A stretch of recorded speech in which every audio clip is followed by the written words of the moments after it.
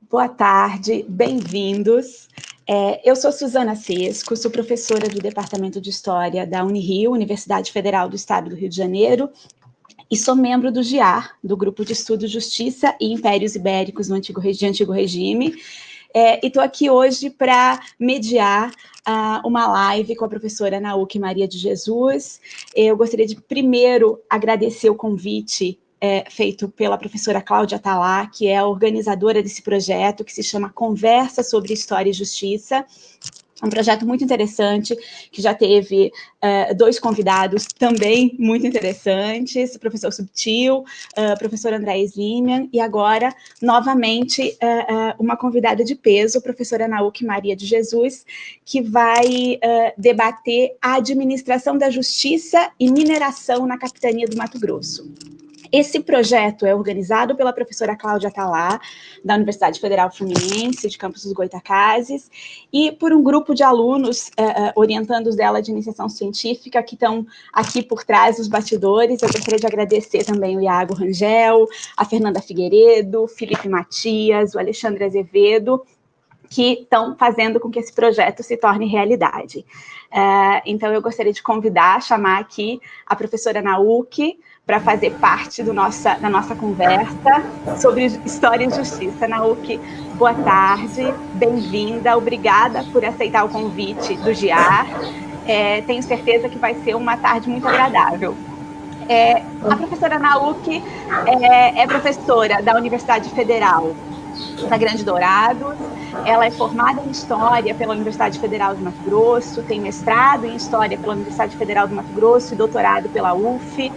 Trabalha com o século XVIII, basicamente. Professora Nauque tem uma vasta produção na área de estudos de fronteira. Tem um projeto de pesquisa em andamento intitulado Os Arraiais na Fronteira Oeste da América Portuguesa, de 1730 a 1780. E o interessante desse projeto é que a Nauque ela abre para uma outra perspectiva, que é incluir a participação, a história desses arraiais para além das duas vilas famosas na história do Mato Grosso, que normalmente são comentadas. A Nauque está fazendo além disso. O artigo Contrabando na Fronteira Oeste da América Portuguesa no século XVIII, que foi publicado na revista, na História Revista. A Nauque também é organizadora de livros como Para Além das Gerais, Dinâmica dos Povos e Instituições da América Portuguesa, Bahia, Goiás e Mato Grosso. É autora do Dicionário de História do Mato Grosso, Período Colonial, além de vários outros artigos, trabalhos em eventos. Nauque, bem-vinda. É um prazer tê-la aqui conosco. Olá, Suzana. Boa tarde a todos e a todas. É um prazer estar com vocês hoje. E, como eu já disse a Cláudia, a Suzana e a equipe do GIAR por trás dos bastidores, a quem eu já agradeço, Estou muito nervosa, é incrível isso, Dá um nervosinho, assim, gigante, não um nervosinho pequeno. Agradeço, então, à professora Cláudia, em nome da professora Cláudia, o convite feito pelo GIAR, que alcançou aí mais de 1000 visualizações, e isso é maravilhoso, porque evidencia a repercussão do grupo, e ao mesmo tempo das atividades que vêm sendo desenvolvidas. Então, parabéns, e que todos e todas sejam bem-vindos. Bom, eu vou tratar, quando me foi feito o convite, a justiça pensando uma capitania localizada no extremo da América Portuguesa, no extremo oeste. Então, eu pensei em uma fala muito mais panorâmica, neste momento, que tem a ver um pouco com a minha trajetória também de pesquisa e de formação enquanto docente e professora pesquisadora. Tá? E aí, articulando a administração da justiça com aspectos da mineração, que vai ficar, então, concentrada na figura dos ministros, da ouvidoria, basicamente, e na atuação deles nessa capitania. As discussões em torno do conflito, então, e aí eu já inicio a minha fala, né, tentando não me perder, a discussão a respeito, ela faz parte de uma trajetória que se iniciou lá no doutorado, quando eu mudei a rota da pesquisa, saí das discussões em torno da saúde da doença no século XVIII e fui para esse universo da administração, né? Então, entre 2002 e 2006, já faz algum tempo, na época em que desenvolvi a tese de doutorado, eu fiquei muito encantada com os conflitos. E aí os conflitos eram de todos os tipos, né? Os conflitos de jurisdição, os conflitos entre as duas vilas. Só que, naquele momento, me aparecia muita informação em relação aos conflitos, né? Que envolviam desde autoridades locais e nomeadas pelo rei, que envolviam moradores, que envolviam as duas vilas, né? E por trás desses conflitos, quer dizer, apareceu a ouvidoria. E lá nos idos de 2002, 3, 4, claro que a obra do Stuart Schwartz foi a referência que eu utilizei amplamente para entender, porque era também uma novidade para mim. E eu sempre faço questão de citar também a dissertação da Maria Elisa Campos, que estudou a capitania de Minas Gerais, porque, que antes, inclusive, né, do ano 2000, ela abordou naquele momento as ouvidorias, né, a ouvidoria das Minas, e os conflitos. Então, foram trabalhos, além do contato com a historiografia portuguesa, também iniciado naquele momento, que me ajudaram, então, a entrar, colocar primeiro o dedo mindinho, né, nesse assunto. Mas, ao mesmo tempo, um ouvidor, ele me fascinou, que é o João Antônio Vaz Morilhas. E, a partir do João Antônio Vaz Morilhas, eu chegava aos diamantes, tá? Seja a exploração ao descaminho, seja ao contrabando, seja a exploração ilegal de diamantes naquilo que se tornou a capitania de Mato Grosso. Quer dizer, então a tese que trata de conflito, na realidade, ela tem uma série de janelas, que após a defesa, né, eu venho fechando aos pouquinhos algumas daquelas janelas, outras ainda estão escancaradas, e aí tem um universo gigantesco de pesquisa, tá? As pesquisas sobre a história de Mato Grosso no século XVIII, elas ainda têm, eu ainda considero um estágio de construção, né? A gente já tem muita coisa, mas desconhecemos também uma série de elementos da capitania, né? E isso faz com que muitas vezes a gente tenha que fazer o mínimo de uma base, né? Que foi o que eu fiz na tese. Neste sentido, então, contrabando, diamante, ouvidores, ouvidoria, câmara, eram questões que me acompanharam e me acompanham. E foi onde eu fui tentando fechar, mas vira e mexe eu volto nesses assuntos. Neste sentido, após a defesa, quer dizer, as ideias iniciais foram lançadas naquele momento em que os diamantes apareceram na tese, em que a ouvidoria apareceu na tese, em outras perspectivas, e já como docente, com a possibilidade do pós-doc, né, eu não fiz o sanduíche na época do doutorado, eu só tive a oportunidade, então, de conhecer os acervos de fora, no caso, português, com o pós-doc financiado pela CAPES, e é importante a gente destacar isso, né, tanto a bolsa de doutorado quanto a bolsa de pós-doc foram financiadas pela CAPES, que então eu parti um pouco para entender a ouvidoria na capitania de Mato Grosso, né? Afinal de contas, o que era, o que foi, e sobretudo o meu interesse era acompanhar a trajetória desse ouvidor João Antônio Vaz Morilhas, porque ele foi suspenso da função, né? Ele foi acusado de uma série de irregularidades e isso levou à suspensão dele por parte dos vereadores, né? Enfim, então, assim, a pergunta, então, naquele momento, lá em 2013, então, por isso que eu falo que a minha fala está relacionada à trajetória de pesquisa e formação, foi, então, quem foram os ouvidores que serviram na fronteira oeste da América Portuguesa? A pergunta inicial era essa, né? Que, afinal de contas, quantos serviram? Quem eram esses ministros do rei, né, da ouvidoria?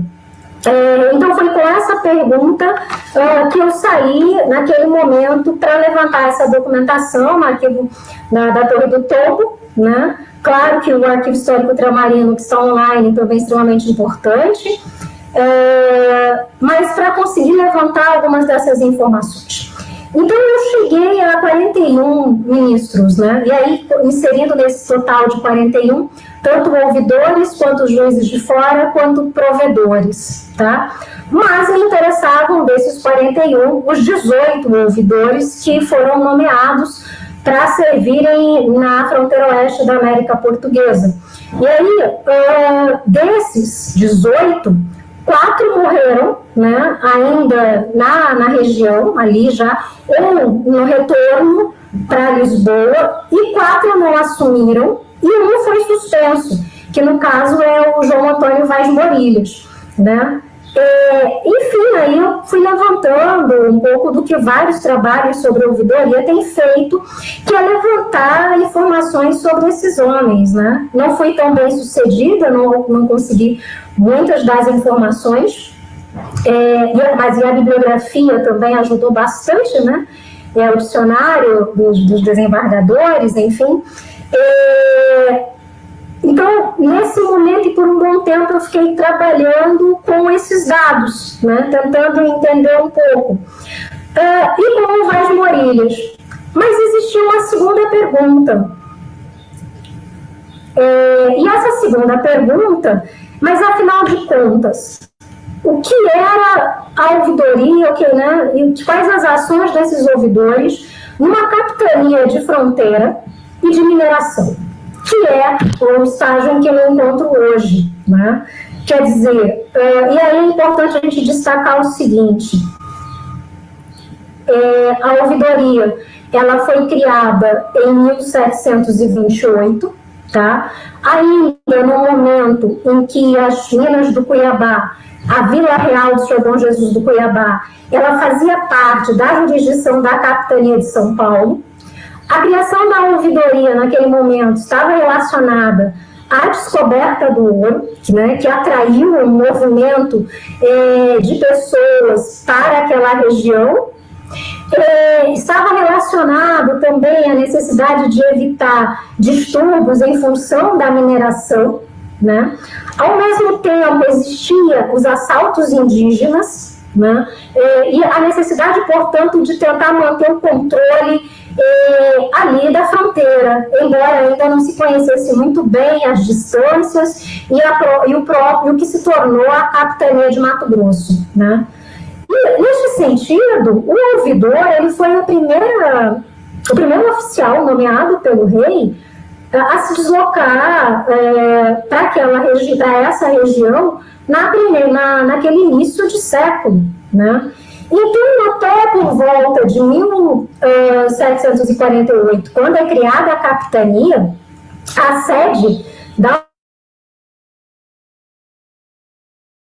Vila Real do Senhor Bom Jesus do Cuiabá, e após a criação da capitania, né, existiu toda uma discussão para que ela fosse transferida para Vila Bela da Santíssima Trindade, que foi fundada para ser a capital da capitania de Mato Grosso, né? Isso ocorre, depois de muita discussão, basicamente na década de 1760, né? Quer dizer, naquele momento, então, com a fundação da capitania de Mato Grosso, com a expansão territorial, já com as comunicações com as terras de Castela sendo realizadas, né? A pergunta, ela continuava, né? Quer dizer, o que era aplicar, administrar a justiça nessa região de fronteira e de mineração, né? A capitania de Mato Grosso, então, ela correspondia ao que hoje são os estados de Mato Grosso do Sul e Rondônia, gigantesca, mas com uma população não indígena, muito rarefeita, dispersa por esse vasto território, constituída por apenas 2 vilas, isso até 1820, que sendo Vila Bela da Santíssima Trindade a capital e Vila Real do Cuiabá a vila mais antiga, né? Uma numerosa população indígena, etnicamente diferenciada, né? Que que dá também, né, um outro panorama, enfim, para essa capitania, e que eu acho que a gente precisa avançar um pouco em relação a isso. A principal atividade econômica, a mineração, a exploração de ouro, né, que é um produto de exportação, inclusive, né, mas trabalhos recentes vêm demonstrando algumas outras atividades, além daquelas relacionadas à subsistência, né, mas a gente tem, então, a produção dos engenhos, que foi estudado recentemente em uma tese de doutorado, engenhos de açúcar, de melado, rapadura, de farinha, né, que abasteciam esse mercado interno da capitania de Mato Grosso. A gente, então, tem ainda como uma característica, né, um comércio sendo realizado por meio do Rio de Janeiro, São Paulo, Bahia, né, e ali pela parte norte com o estado do Grão-Pará e Maranhão, né. Quer dizer, alguns dos aspectos dessa capitania, que é a capitania de Mato Grosso, que também ainda tinha e era marcado pela presença de militares, né. Nós tínhamos, então, já ao final do século XVIII, 2 fortes edificados, que é o Real Príncipe da Beira, mais o Coimbra, né, e um presídio, que ora aparece como presídio, ora aparece como fortaleza, que é de Miranda, cada um no norte e outro no sul, do que era a capitania de Mato Grosso. Alguns arraiais, né, que é o que eu quero entender melhor, afinal de contas, o que eram esses arraiais, o que se passava ali, né, e 2 vilas, né. Então, em Minas Gerais, este é um lugar que eu estudo, né, que venho estudando desde o mestrado, tá? Quer dizer, a capitania, o período da capitania, o período anterior à capitania de Mato Grosso, né. E neste lugar, né, como foi o exercício dos ouvidores? Foi quando, então, eu me voltei para a documentação do Arquivo Público de Mato Grosso, e no catálogo, né, basicamente vai aparecer o quê? Correspondências aos governadores, requerimentos, que mais? Basicamente, o grosso da documentação é isso, né? Então, os processos, enfim, eles quase não aparecem, assim, não saltam aos olhos de uma forma tão gritante, né? E neste sentido, eu fiz esse levantamento da documentação, né, do Arquivo Público de Mato Grosso e parcialmente do Arquivo Histórico Ultramarino, né? E em meio a essa movimentação, eu tive um orientando que, então, investigou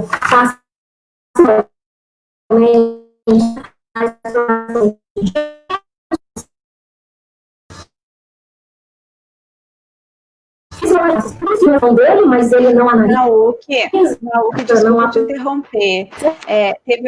Teve uma falha aqui no seu som. Você estava falando do trabalho do seu orientando. Você pode retomar essa parte, por favor? Falhou, né? E aí, ele, ao lidar com essa documentação de diamantes, mexe com uma outra documentação que está no ultramarino, né? E se refere a algumas devassas, tá? Ele não analisa as devassas, né? Ele cita, e foi cruzando, então, essas informações mais com a exploração de diamantes lá do começo do século XXI, que aparece na tese, mais o ouvidor João Antônio Vaz de Orelha. Eu falei, peraí, vamos tirar toda a documentação, né?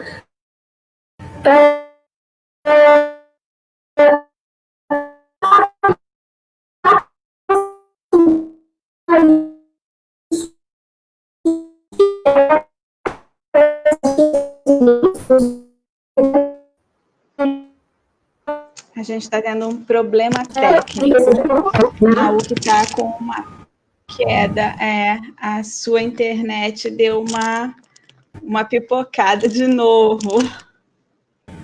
A imagem congelou. Vamos ver se a gente consegue restabelecer. Acho que agora a UC vai conseguir voltar. Vamos lá. Deu, voltou. Por favor, continua, Nauk.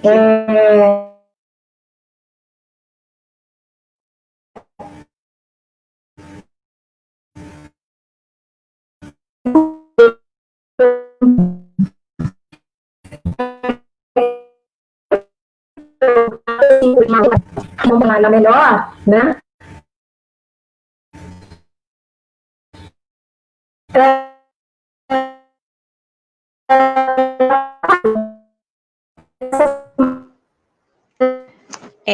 Gente, realmente a Nauk está com problemas, vamos ver se ela consegue restabelecer a conexão.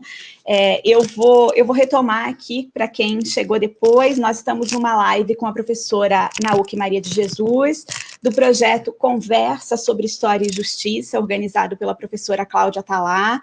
É um projeto do Grupo de Pesquisa Justiça e Impérios Ibéricos de Antigo Regime, o GIAR, e a gente tem já o número de pessoas aqui participando, mandando comentários.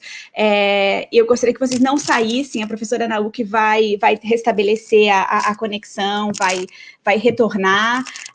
Nós já temos algumas presenças aqui com comentários, eu estou recebendo também pelo grupo do WhatsApp comentários. Gostaria de agradecer a presença dos alunos que estão aqui, os alunos da Universidade Federal Fluminense de Campos, a Bruna, Fernanda Figueiredo, a professora Cláudia, que está aqui nos acompanhando, o professor José Subtil, a Ava Elemir, que também está aqui. Vamos esperar um pouquinho para ver se a professora Nauk restabelece a conexão. Enquanto isso, eu já quero anunciar a próxima live daqui a 15 dias, no dia 24 de setembro. O projeto tem continuidade, é um projeto quinzenal. Então, na quinta-feira, 24 de setembro, também às 16 horas, a professora Patrícia Valim, da Universidade Federal da Bahia, vai participar do projeto e a gente vai dar continuidade. A professora Cláudia será a debatedora dessa apresentação da professora Patrícia Valim. Vamos ver se a gente consegue restabelecer aqui com a professora Nauk. Um momento, por favor. Foi. Pronto, Nauk voltou. Bem-vinda de volta. Vamos retomar, Nauk. Vocês têm que me avisar, gente. Desculpa isso. A tecnologia é isso, fazer o quê? Faz parte. E como eu comentei, o meu notebook, pessoal, ele acho que ele anda meio com preguiça, sabe? Com todas as atividades. As atividades virtuais. Mas, enfim, eu vou tentar agilizar um pouco e a gente vai para as finalmente. Isso, então, as devassas, né? As devassas diamantinas, elas já aconteciam antes da criação elas aconteciam na Catanha de Mato Grosso antes de 1770, né? Mas foi com a Carta Régia de 1770 que elas se tornam obrigatórias, tá? Por meio dessa Carta Régia, então, foi determinada a instalação de devassas com maior rigor e vigilância, prisão, sequestro de bens e transporte dos culpados para a cadeia do limoeiro. Caberia, então, a averiguação de pessoas consideradas suspeitas e que deveriam sair das terras diamantinas e que as devassas deveriam ser realizadas de 6 em 6 meses. Né? Essa carta, ela chega à capitania de Mato Grosso, né, destinada ao governador e capitão-general, com orientação ainda de que os ouvidores e os juízes ordinários fossem responsáveis pela sua realização. A partir daí, então, é possível perceber na documentação que algumas devassas foram realizadas. O governador Luiz de Albuquerque de Melo Pereira Cáceres, que governou lá na década de 70, 80, numa correspondência ele diz que chegaram a ser realizadas 40 devassas. Eu não encontrei essas 40 devassas ainda, né? Outras, né, que eu consegui, em torno de 10, que foram realizadas, não há suspeitos, tá? Tá tudo maravilhoso, não tem exploração ilegal de diamantes, acho que eu não falei, mas a exploração de diamantes nessa região foi proibida desde a década de 1730 pelo rei, tá?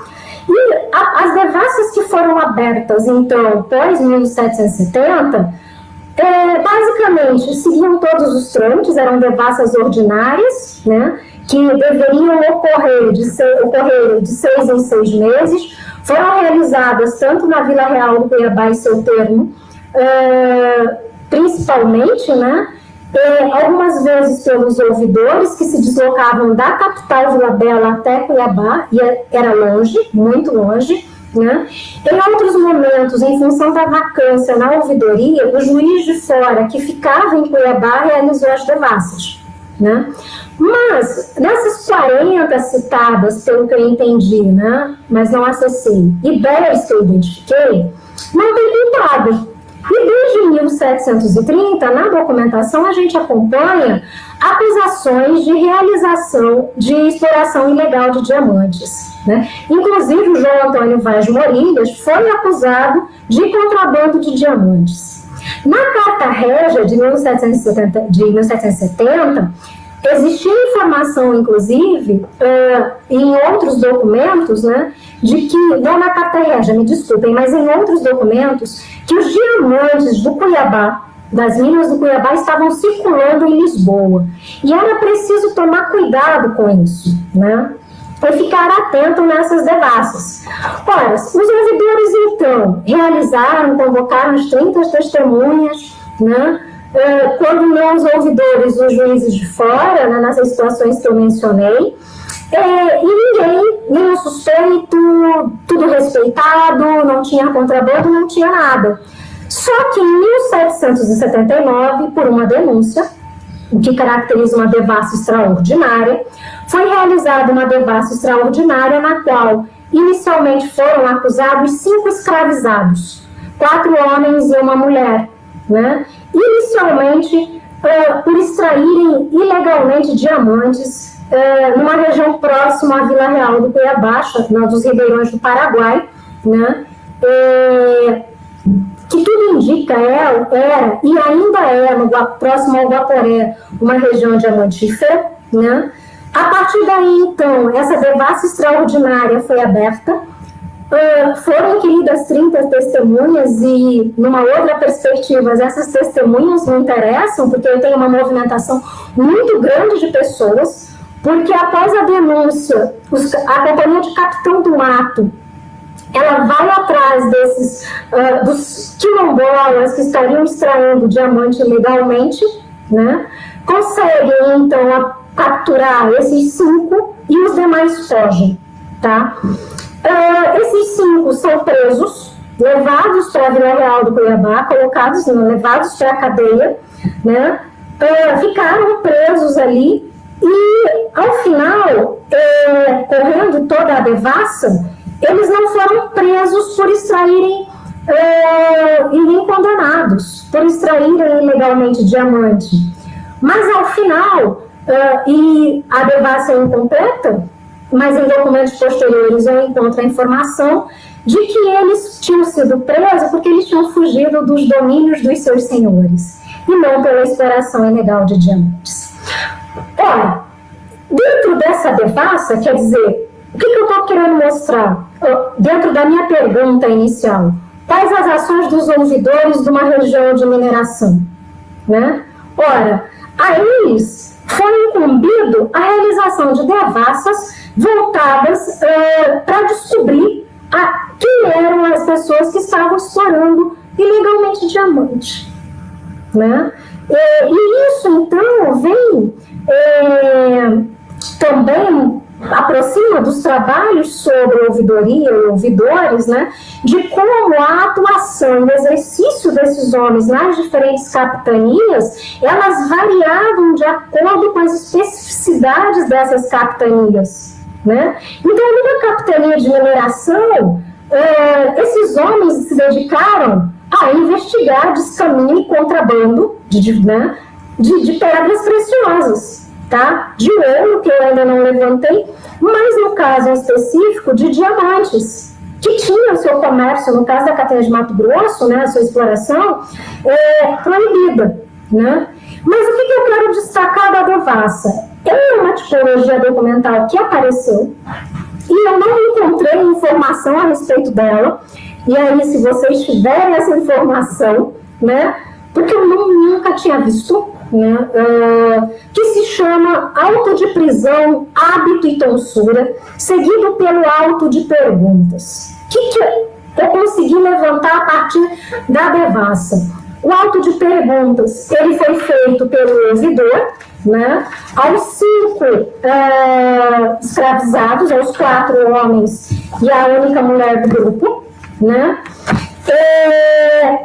As perguntas eram: quem eram os pais deles, a idade, a filiação, a naturalidade, estado e condição, quando eles tinham sido presos, quanto tempo eles moravam no lugar, né, ali na região de Diamantes, qual foi a causa da prisão, quantas pessoas moraram naquele lugar, com quem eles se comunicavam fora do quilombo. Isso foi o auto de perguntas, né? Mas o auto de prisão, hábito e tonsura, né, ele é interessantíssimo. Por quê? Além de ele permitir acompanhar toda a presença desse oficialato do ouvidor ao carcereiro, né, e ele pergunta novamente, né, eles foram presos por ordem do ministro, tá? Se sabiam a causa da prisão, o tempo da prisão, mas o que me chama a atenção é a característica das roupas e a característica física desses 5 escravizados, como, por exemplo, como eles estavam trajados, como era o corte de cabelo, a idade aproximada deles, né, que eram informações, né, que eu, então, não havia encontrado e desconhecia, que era o auto de tonsura, né, que faz parte dessa devassa. E esse documento, ele foi o único, então, que eu encontrei em meio aos documentos da ouvidoria, tá, com essa característica, né? E buscando trabalhos a respeito também desses autos, eu encontrei apenas 2 referências sobre o que seria o auto de prisão, né, o de tonsura, porque eles são muito interessantes, né? E para além disso, né, o que dizem as ordenações filipinas no livro 5º, né, sobre o objetivo do auto de prisão, hábito e tonsura, que era qualificar os réus, descrever as suas vestimentas, inclusive os seus comprimentos, apontar as suas características físicas, se possuía, enfim, privilégios camarários ou religiosos, né? E a partir deles, então, é possível, por exemplo, chegar a alguns a forma, por exemplo, como esses escravizados estavam trajados, né? Como é que eles estavam vestidos na realidade. Nesse sentido, já partindo para uma conclusão, porque realmente é uma fala bem mais panorâmica, né? Tentando caminhar e não concluir de forma alguma, porque me falta ainda muitos dados e documentos, né? Uma das ações, para além da já conhecida dos ouvidores, é lidar com as questões de mineração, né? Da exploração, no caso específico aqui de Diamantes, que foi realizado de modo ilegal. E as devassas, então, que são amplamente utilizadas em variados universos, né, elas são riquíssimas porque elas permitem observar, analisar diversas facetas do cotidiano.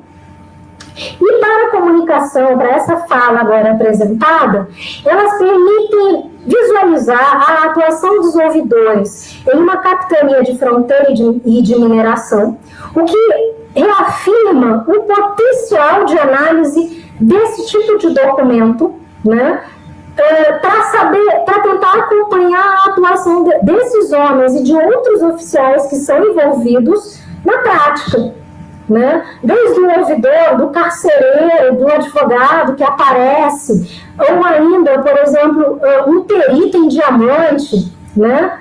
E, por fim, quer dizer, as devastas geomantinas, né, para a região analisada, que é a capitania de Mato Grosso, acionadas por carta régia, era importante e foram realizadas por ouvidores e juízes de fora, como forma de assegurar o controle das riquezas dos domínios lusitanos e, naquela região específica, garantir que os diamantes não fossem explorados, né?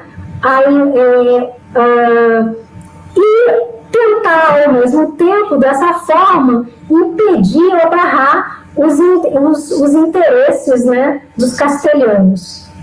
De modo geral, é isso, né? Tentando pensar a administração da justiça e mineração, pegando um recorte, né, do que a documentação me permite perceber. Enfim, né, e o que ainda é preciso avançar. É isso, gente. Obrigada, desculpa os atropelos. Obrigada, Nauk. Bom, apesar dos atropelos, é muito bom. Eu queria, primeiro, te agradecer. Eu acho que você traz uma contribuição que é muito interessante, primeiro porque nós estamos... quando a gente está falando de uma produção historiográfica sobre o campo, muito concentrada em Minas. E quando você usa a expressão capitania de mineração, eu acho que você está acionando personagens muito interessantes, um perito em diamantes no século XVIII, no Mato Grosso. Eu queria que você reforçasse esses personagens, se você pudesse comentar como é que eles estavam inseridos no cotidiano social. E aí, queria abrir o debate com uma questão que me é muito cara, que é o conceito de fronteira. Você, na sua apresentação, fala em região de fronteira. Eu também já trabalhei com uma região de fronteira no sul do Brasil, a fronteira entre Santa Catarina e Argentina, e Rio Grande do Sul e Argentina. E aí, essa ideia de que a fronteira é uma região e que tem especificidades e que ela só é uma região a partir do olhar do pesquisador e do que ele define como região, eu acho que é muito importante.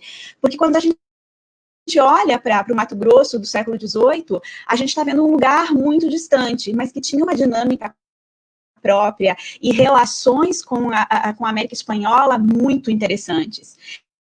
Então, eu queria que você comentasse esses personagens locais, ou que estão inseridos nesse cotidiano local, e como é que você percebe na documentação a caracterização dessa fronteira, dessa região de fronteira? A gente acho que pode começar com isso, a gente tem várias perguntas, depois eu passo para uma próxima rodada. Certo, Suzana, obrigada. Então, ultimamente eu ando repensando a expressão região de fronteira, né? Tenho começado a ficar mais, mas ainda está presente. A fronteira entendida no seu sentido mais polissêmico possível, né? Embora eu tenha usado no plural, mas a fronteira seria bem melhor usar fronteiras, considerando as possibilidades que o termo nos apresenta. Quando a gente trata, por exemplo, dessa diversidade indígena, nós temos aí fronteiras étnicas, né, que cruzam esse espaço como de uma diversidade de populações indígenas, senhoreando os rios, senhoreando os caminhos terrestres, né, e que também dominando aquele lugar, então, seja com alianças entre eles, seja também com conflitos entre os próprios povos indígenas, né? Então, apenas um exemplo. Quando eu penso em fronteira, eu também posso pensar a partir de uma questão, e aí que vai um pouco pelo que você me disse, né? Quer dizer, eu tenho uma região, né? Uma capitania marcada por cerrado, marcada por floresta amazônica, lá para a região do Guaporé, e marcada pelo Pantanal, né? Quer dizer, tem aí, então, me parece também fronteiras ambientais e como que esses homens viveram aí, né? Porque quem estava na região do Guaporé, por exemplo, vivia reclamando do clima, dos sezões, das águas, né? e talvez, acompanhando melhor os relatos, é possível acompanhar de Cuiabá até Vila Bela como que essa paisagem ela vai mudando, né? Por outro lado, então, embora tenha usado no singular, a perspectiva de fronteira que eu trabalho, ela é muito plural, né? E tenho pensado muito, e o trabalho da Tamara Herzog ajuda bastante nesse sentido, quando ela vai definir que as fronteiras foram constituídas, então, por uma multiplicidade de pessoas e por uma multiplicidade de práticas, né? Que deram sentido e conformação a esses lugares. Né? Então, neste sentido, as reflexões da Tamara Herzog, elas têm ajudado a caracterizar essa capitania, né? Porque um aspecto que eu venho destacando sempre é que a capitania de Mato Grosso, ela aparece ainda, de modo geral, né, no ensino de história, basicamente, na descoberta do ouro, e aí ela desaparece e volta lá no século XIX como província de Mato Grosso na guerra da Tríplice Aliança, né? Só que a gente pode não ter tido a guerra pode não ter alcançado como no extremo sul, né? Mas essa tensão, a insegurança de uma possível invasão castelhana, as dificuldades do viver na fronteira, eles se fizeram presentes ali. E esses moradores, eles tiveram sim que arcar com os ônus da defesa dessa fronteira, né? Quer dizer, do outro lado é o que é o Paraguai e a Bolívia hoje. Na linha indefinida, cercada por missões castelhanas, por vários outros povos indígenas, que ao mesmo tempo vinham portugueses e enfim, brasileiros, né, indígenas de diferentes nações também indo e vindo por essa linha indefinida, né? Então, é um espaço que se encontra com frequência. E é interessante porque nessa devassa de 1779, essa dimensão plural das fronteiras, ela aparece. Por quê? Num dos inquéritos, enfim, no auto de pergunta de um dos escravizados que foi preso, ele diz que teve um que chamou ele para fugir para as terras de Castela. Ora, quer dizer, a dimensão e a leitura que se fazia, não pelas autoridades, mas pelas pessoas comuns. Aparece também o indígena, olha, os indígenas estavam ali, explorando também, né? Então, neste sentido, a forma como a Tamara Herzog trabalha me ajuda bastante, né? Sobre os personagens, para mim foi uma novidade, na devassa, eles chamarem um perito em diamante, 2 na realidade, para fazer a avaliação das pedrinhas que foram apreendidas, para que eles confirmassem que era ou não diamante, tá? Os escravizados, em geral, falavam que nunca tinham visto uma pedra de diamante, né? Os moradores também, outras devassas, diziam o mesmo. E aí eles chamaram esses peritos, né? Foi quando eu falei das janelas, a pesquisa ela te abre várias janelas, né? Quer dizer, o que era ser um perito de diamante, de onde ele já que não pode explorar diamante nessa capitania, né? E a diferença, portanto, onde eu quero chegar, porque é o que eu tenho dito já frequentemente, Mato Grosso é uma fronteira, é marcada pela mineração como Minas Gerais, mas diferente de Minas, o diamante foi proibido, teve a exploração proibida, né? Ela é geopolítica, né, em limites indefinidos como o Sul, ou seja, ela congrega dois pontos, 2 elementos, né, que de algum modo a tornam diferente, por isso fronteira de mineração na minha fala. É isso. Eu acho que você está abrindo muitas janelas aqui e é um campo de pesquisa enorme, com certeza.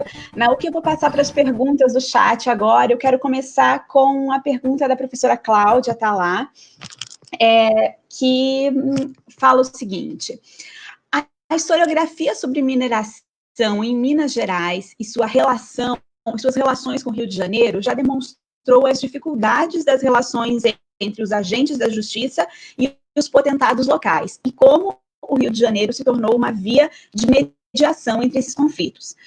Gostaria que a professora falasse um pouco sobre a ingerência do Rio de Janeiro nesses conflitos e crimes que também falou. Muito importante termos ciência de que a região mineradora era muito mais vasta do que a historiografia clássica costuma apresentar.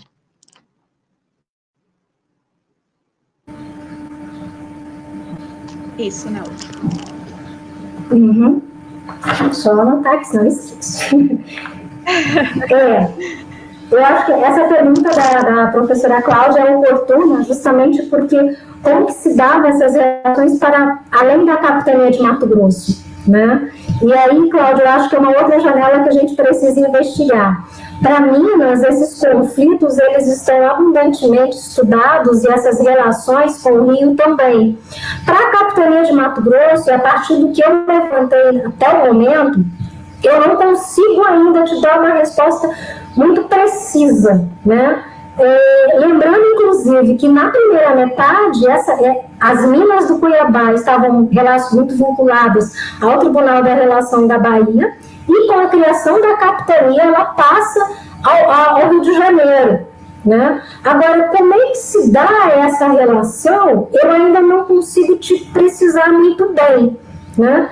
Mas, por exemplo, quando eu vou analisar o caso do Vaz Morilhas, né, que é um ouvidor que eu tenho acompanhado e que se envolveu em uma série de embrulhos com os potentados locais, né, a sua situação ali foi resolvida entre os governadores, né, envolvendo o governador do Rio, tá?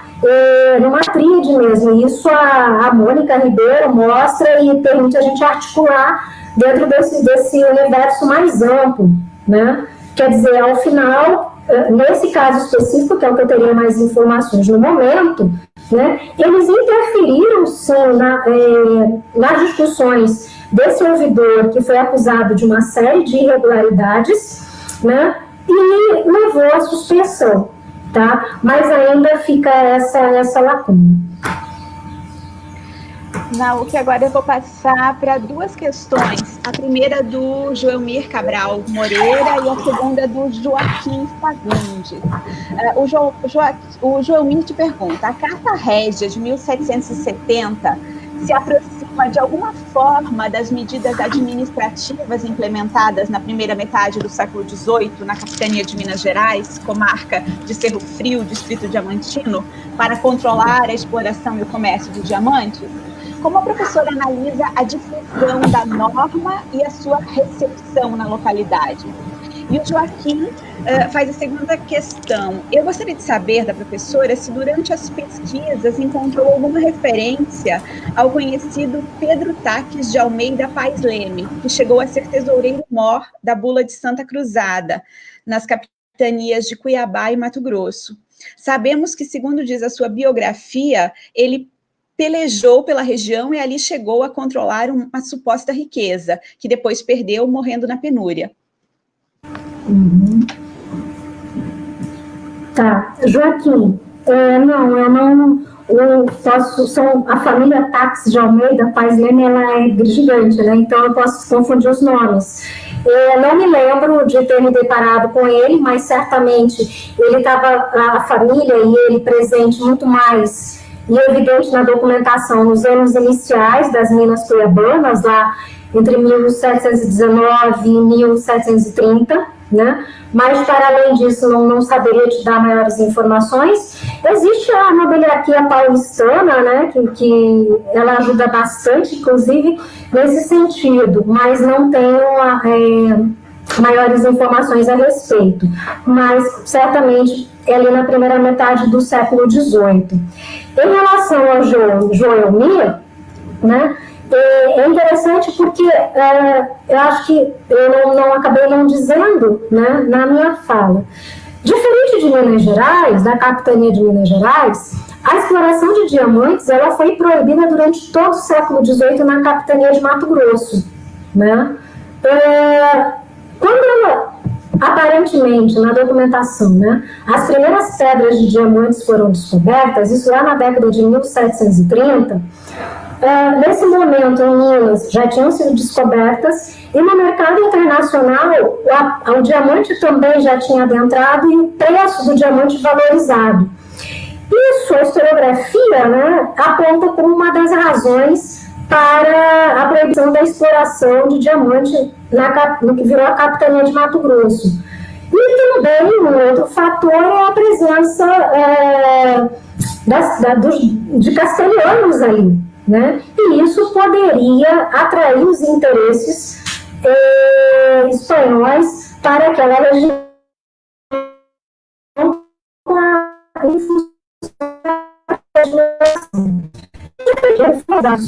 para essa região, né, para a fronteira ocidental, eles não foram. A medida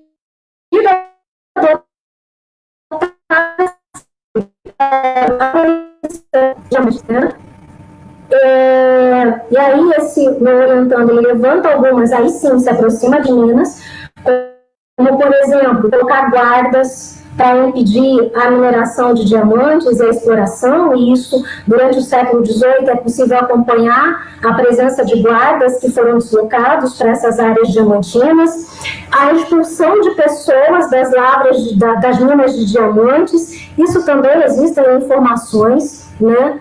Sequestro de bens, isso eu não encontrei, tá? Em relação àqueles que tivessem sendo, enfim, processados pela extração ilegal de diamantes. Então, ela é diferente da situação de Minas Gerais, é diferente de Goiás.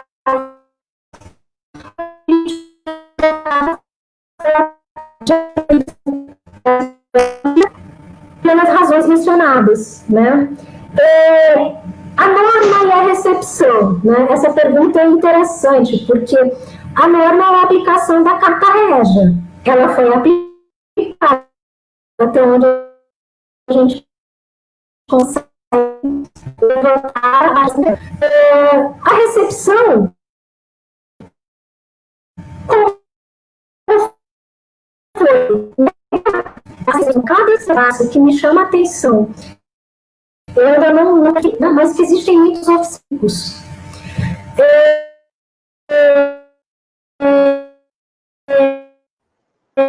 A gente está tendo problemas.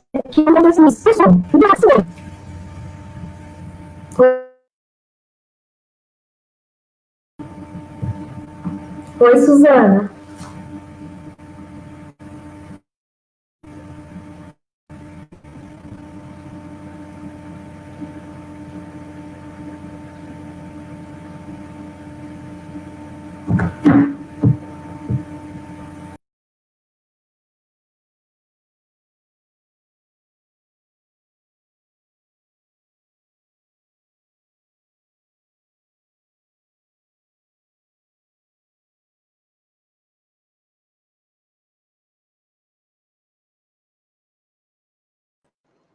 Bom, eu voltei aqui, a Nauk teve novamente um problema de conexão, infelizmente. Enquanto ela tenta reconectar, eu reforço para os interessados na emissão de certificado, o link ficará disponível até 15 minutos após o término da live, então acessem para preencher o formulário.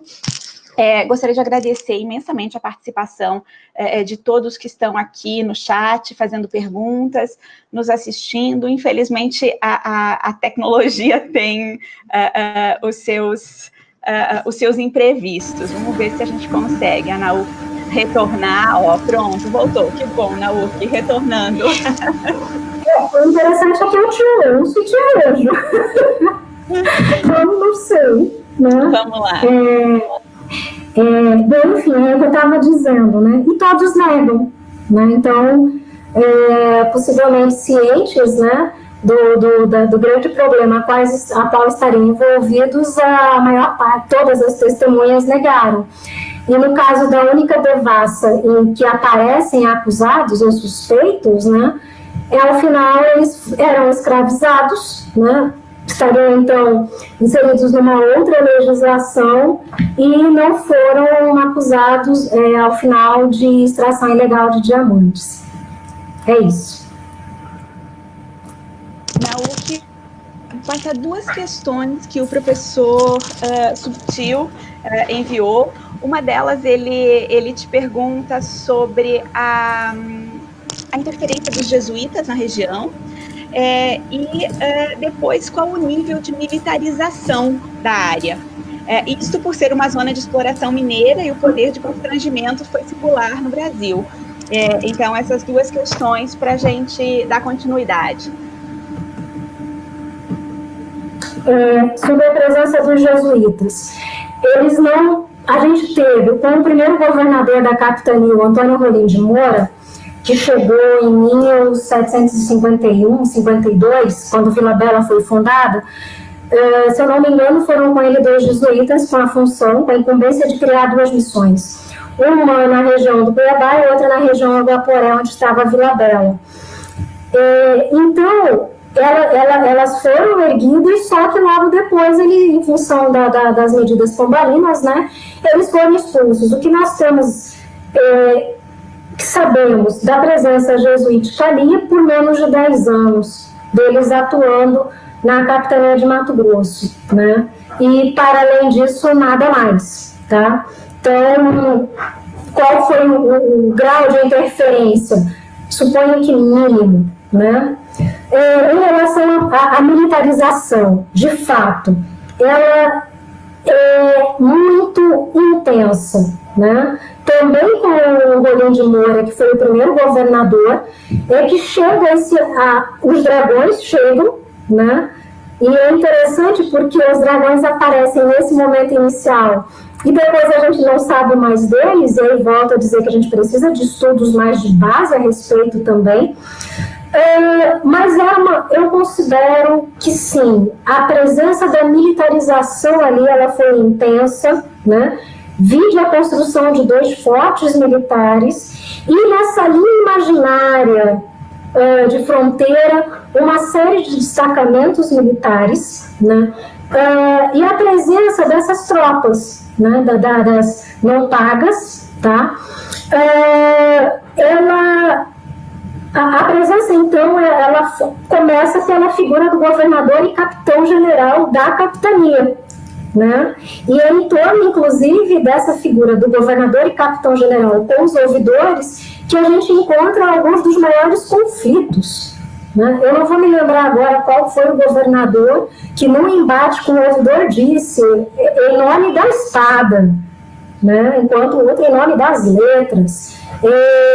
Enfim, então a militarização marca sim essa capitania também, né? E como eu disse, os moradores eles arcaram com o ônus da defesa, porque foram esses moradores que armavam escravizados, que armavam indígenas, né? E que se deslocaram para a fronteira nos momentos, para a região mesmo ali que eu falo, né? Para essa linha indefinida, nos momentos em que eram necessários. E também foram os moradores que ajudaram na construção desse aparato, dessas edificações militares. O Forte Príncipe da Beira, que hoje está em Rondônia, é monumental, né? Não conheço, mas as descrições do lugar, ele é gigante, né? No meio da floresta. Não sei se respondo, mas seria isso, né? Suzana. Ok, Naoki. Então, a gente vai passar agora para uma questão trazida pelo Jeffrey Souza, que te pergunta o seguinte: ele gostaria de saber se você conseguiu ou pretende analisar a relação do Tribunal de Relação do Rio de Janeiro com os ouvidores da Capitania do Mato Grosso.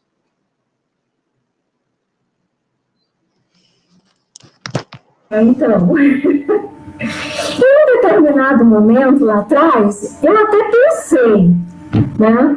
Mas eu não sei. Eu, particularmente, neste momento ainda não, né? Eu tentei uma vez, já faz algum tempo, tentar checar a documentação do Tribunal da Relação da Bahia, mas eu tive muita dificuldade, né? Então, neste momento, não, Jeffrey, né? Eu sei que ela seria importante, mas até ouvindo a fala da professora Andréia, né, na última live, eu falei, opa, né, mas de repente algum orientando, alguém aí se interesse, né, tá aí, várias janelas, como eu disse. Eu acho que sim, eu acho, Nauk, que você nos traz aqui um campo de pesquisa muito amplo. Você já fez muita coisa, já produziu muita coisa sobre isso, mas você está apresentando possibilidades de pesquisa enormes. Espero que seus alunos ou outros interessados trilhem esse caminho, que realmente é um novo passo. Eu acho que é mais um capítulo, especialmente quando a gente pensa para além desse grande eixo Minas-Rio, para a questão da mineração. Eu acho que Cuiabá ainda tem muito a oferecer, os arquivos têm novas perguntas para velhos documentos, a gente pode descobrir muita coisa. A gente está repetindo problemas de conexão, eu acho que nós já estamos de 1 hora de live. Eu gostaria de te agradecer muito, agradecer a todos que participaram aqui com perguntas. O seu trabalho instiga novas pesquisas, novas leituras sobre a região. Certamente você trouxe algo pelo menos para mim, de novo e muito interessante, e espero que a gente possa se encontrar novamente em outras lives, em outros momentos. Te passo a palavra agora para fazer o seu encerramento, o seu fechamento desse nosso encontro, Nauk. Eu que agradeço, Suzana, Cláudia, o pessoal dos diários presentes, né? E ao mesmo tempo dizer que o objetivo da minha fala era mostrar possibilidades de pesquisa. Eu não entrei tanto na pesquisa propriamente do perfil e trajetória dos ouvidores, né? Justamente por estar pensando outros aspectos do exercício desses oficiais. E só antes de finalizar, Suzana, algo que a Cláudia escreveu, e eu, enfim, né, deixei passar. De fato, é um desafio estudar capitanias que estão fora do eixo litoral, né? É um desafio. É um desafio em relação à bibliografia, embora a gente tenha muito nível, né? É um desafio porque eu tenho começado a tentar pensar a capitania de Mato Grosso a partir de outras lógicas, né? Porque ela é gigantesca, como eu disse, e é preciso lembrar um detalhe: Cuiabá estava vinculado ao Rio de Janeiro, ao Tribunal da Relação do Rio,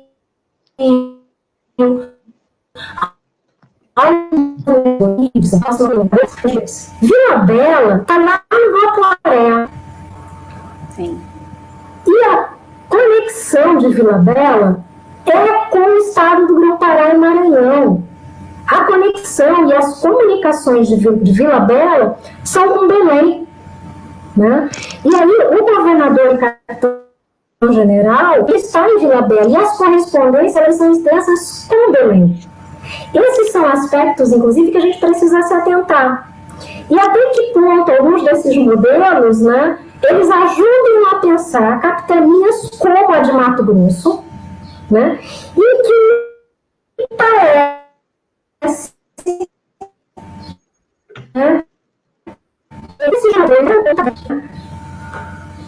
com pouco as suas custas, né, lembrando aí aquele clássico, e os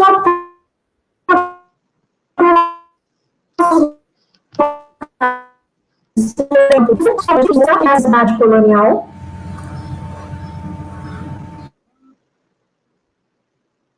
E para lá se dirigiram, né, se movimentaram diante de um lugar marcado por caminhos fluviais, né, todo recortado por rios, né, com a vizinhança castelhana indo e vindo, né? E publicações distintas numa mesma região, né? Então, neste sentido, a historiografia brasileira, pensar essas regiões de fato é desafiador, e isso me motiva bastante. Agradeço o convite, espero que eu tenha atendido a expectativa de vocês, né? Enfim, obrigado, gente, né? E desejo sucesso, saúde para todos nós. Obrigada, Nauk. Obrigada. Eu acho que sim, com certeza, a sua fala, ela é muito estimulante. A mim, ela fez... Eu já tinha lido algumas coisas suas, e agora me faz ter mais vontade de correr atrás, de conhecer, porque realmente ainda tem muito para ser pesquisado e muito para ser estudado. Te agradeço muito, e, de novo, eu convido a todos que estão aqui participando para o nosso próximo encontro, dia 24/9, com a professora Patrícia Valim. Reforço que o link para os certificados estará disponível ainda nos próximos 15 minutos, e essa live estará disponível depois no canal do YouTube do GIAR, cujo link vocês conseguem pelos comentários no Facebook, e aí quem quiser rever, quem quiser ver os comentários, vão estar disponíveis. Obrigada, Nauk, obrigada, professora Cláudia, por ter idealizado esse projeto, faz com que a gente aproveite esse momento excepcional de isolamento, em que a gente está trabalhando muito para dar uma visibilidade diferente ao que a gente produz, ao que a gente escreve, ao que a gente pesquisa. Parabéns pelo seu trabalho, obrigada novamente, e tchau a todos. Até daqui 15 dias, gente. Tchau.